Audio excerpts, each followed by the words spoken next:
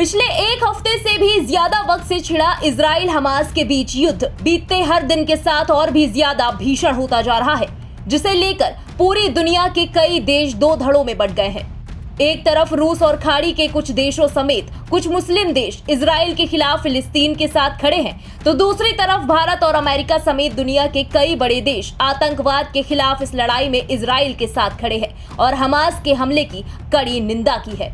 वहीं अब इस जंग की आंच भारत के कई हिस्सों में भी महसूस हो रही है। देश के कई हिस्सों में जहां इजराइल का समर्थन जताते कई तस्वीरें सामने आई, तो वहीं जम्मू कश्मीर और कोलकाता, हैदराबाद जैसे कुछ ऐसे भी शहर हैं जहां फिलिस्तीन के सपोर्ट में लोगों ने प्रदर्शन किया। वहीं अब यह मुद्दा तेजी से राजनीतिक रंग लेता जा रहा है। इसी कड़ी में ऑल इंडिया मजलिस इत्तेहादुल मुस्लिमीन यानी AIMIM के प्रमुख असदुद्दीन ओवैसी ने हैदराबाद में एक जनसभा को संबोधित करते हुए इजराइल हमास के बीच छिड़ी जंग को लेकर गाजा और फिलिस्तीन के समर्थन में बड़ा बयान दे डाला है। यही नहीं, ओवैसी ने इजराइल के प्रधानमंत्री बेंजामिन नेतन्याहू को शैतान और युद्ध अपराधी बताते हुए प्रधानमंत्री मोदी से गाजा में रहने वाले लोगों के प्रति एकजुटता दिखाने की अपील की। उन्होंने कहा कि वो फिलिस्तीनियों के साथ थे, हैं और हमेशा खड़े रहेंगे। गाजा के गरीब लोग 21 लाख की आबादी में 10 लाख बेघर हो चुके हैं और ये जालिम इजरायली हुकूमत चाहती है कि इन तमाम गाजा के लोगों को खाली करा दिया जाए। कोई दुनिया खामोश है, सन्नाटा है। अरे जिसने मारे उनको देखो, मगर इन गाजा के गरीबों ने तुम्हारा क्या बिगाड़ा था? मीडिया में एक तरफा रिपोर्टिंग कि ऐसा हुआ, वैसा हुआ, फुला हुआ। इजराइल ऑक्यूपायर है, फलस्तीन ऑक्यूपाइड टेरिटरी है। हमारे वजीर आजम से कहना चाहेंगे कि मोदी जी रोको जो गाजा में जुल्म हो रहा है फलस्तीनियों पर।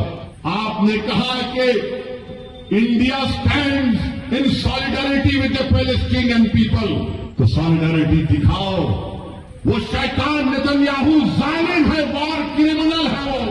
वहीं इसके बाद असम सीएम हिमंत बिस्वा शर्मा ने ओवैसी के फिलिस्तीन का समर्थन करने पर तंज कसते हुए उन्हें गाजा जाकर हमास के समर्थन में युद्ध करने की सलाह दे डाली।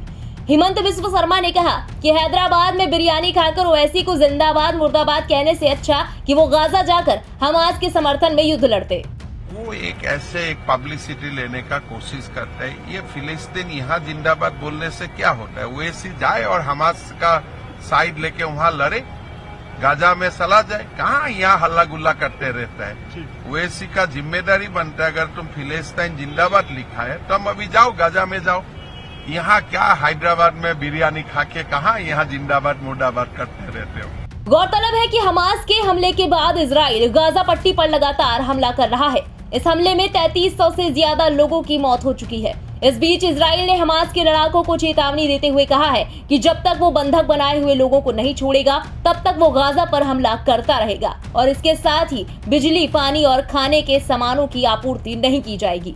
बहरहाल इजराइल और हमास में छिड़े युद्ध की गर्माहट अब भारत के राजनीतिक गलियारों में भी साफ दिख रही है। देखना होगा कि अब ये वार पलटवार का सिलसिला आगे क्या नया मोड़ लेता है। फिलहाल इस खबर के बारे में आपका क्या कहना है? कमेंट में अपनी राय जरूर बताएं। देश और दुनिया की बाकी खबरों के लिए सब्सक्राइब करें इंडिया पब्लिक खबर के YouTube चैनल को और बेल आइकन दबाएं ताकि चैनल से जुड़ी किसी भी लेटेस्ट अपडेट से आप कहीं चूक न जाएं।